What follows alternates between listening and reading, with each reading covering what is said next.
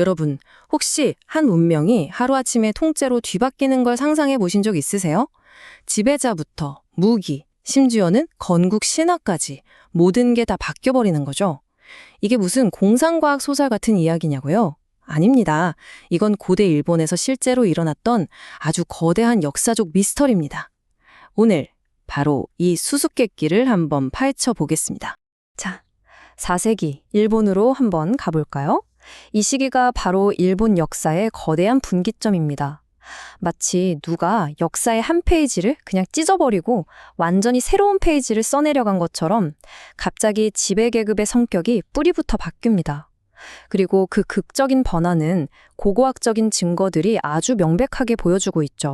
통치자들의 무덤에서 나오는 유물들을 보면 이게 확 느껴져요.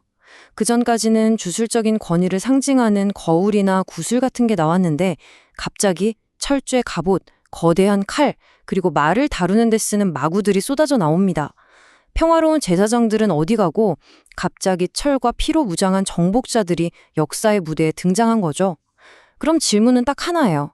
이 사람들 대체 어디서 온 걸까요? 가장 설득력 있는 가설은요, 그 답을 바다 건너 바로 아시아 대륙에서 찾습니다. 이게 바로 그 유명한 기마 민족설입니다.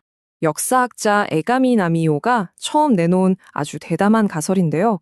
한마디로 중앙아시아에서부터 말을 타던 민족이 한반도를 거쳐 바다를 건너와서 일본에 완전히 새로운 시대를 열었다는 겁니다.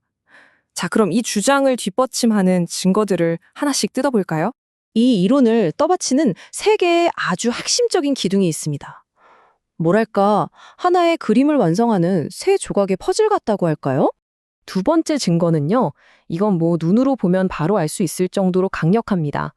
일본 고분에서 나오는 하니와라는 흑인형이 있거든요.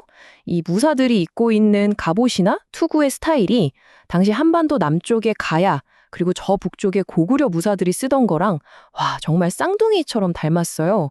그냥 좀 교류가 있었네? 이 수준이 아니라는 거죠. 그리고 마지막 퍼즐 조각, 바로 일본 황실의 건국 신화입니다.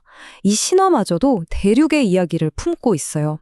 하늘의 신이 땅으로 내려와 나라를 세웠다. 이거 어디서 많이 들어보지 않으셨어요? 맞아요. 우리나라 단군 신화처럼 북방민족에게서 아주 흔하게 나타나는 천손강림 이야기거든요. 자, 이쯤 되면 모든 증거가 한 방향을 가리키는 것 같죠. 사건은 끝난 것처럼 보였습니다.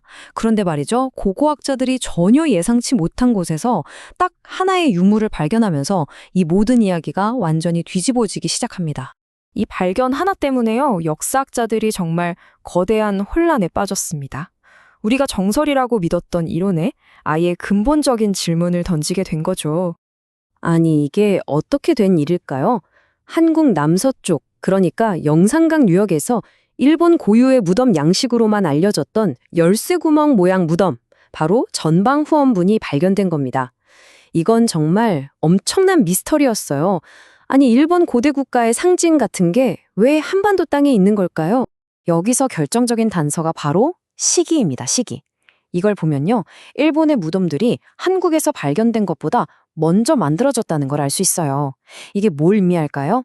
문화의 흐름이 대륙에서 일본으로 가는 일방통행이 아니었다는 겁니다. 오히려 일본에서 한반도를 향하는 이런 역방향의 영향력도 분명히 존재했다는 아주 강력한 증거인 셈이죠.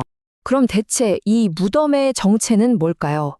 이건 정복의 흔적이 아닙니다. 당시에 아주 절박했던 국제 정세가 만들어낸 또 다른 이야기, 바로 동맹의 증거였어요. 당시 한반도는 정말 살얼음판 같았거든요. 백제라는 나라가 저 북쪽의 강력한 고구려 때문에 거의 멸망 직전까지 몰려 있었어요. 국가의 운명이 그야말로 바람 앞에 등불이었죠. 그래서 백제는 바다 건너의 강력한 동맹, 바로 일본의 야마토 정권에 SOS를 칩니다. 제발 군대를 보내달라고요. 그럼 이 무덤의 주인은 누구였을까? 가장 유력한 가설은 이거예요. 백제를 돕기 위해 파견됐다가 여기서 전사한 일본의 장군이나 아주 높은 관리라는 거죠. 동맹에 대한 예우로 백제가 그들을 고향의 장례 방식대로 정중하게 묻어줬다는 겁니다. 이건 그냥 군사 원조를 넘어서는 거예요. 두 나라가 얼마나 끈끈하고 깊은 관계였는지를 보여주는 거죠. 그러니까 핵심은 바로 이거예요. 그 시대에 한국과 일본 사이의 바다는요, 국경선이 아니었어요. 오히려 사람과 물자, 그리고 문화가 쉴 새 없이 오가는 고속도로 같은 거였죠. 역사가 한쪽으로만 쭉 흐른 게 아니라 서로 막 영향을 주고받는 아주 역동적인 하이브리드 시대였던 겁니다.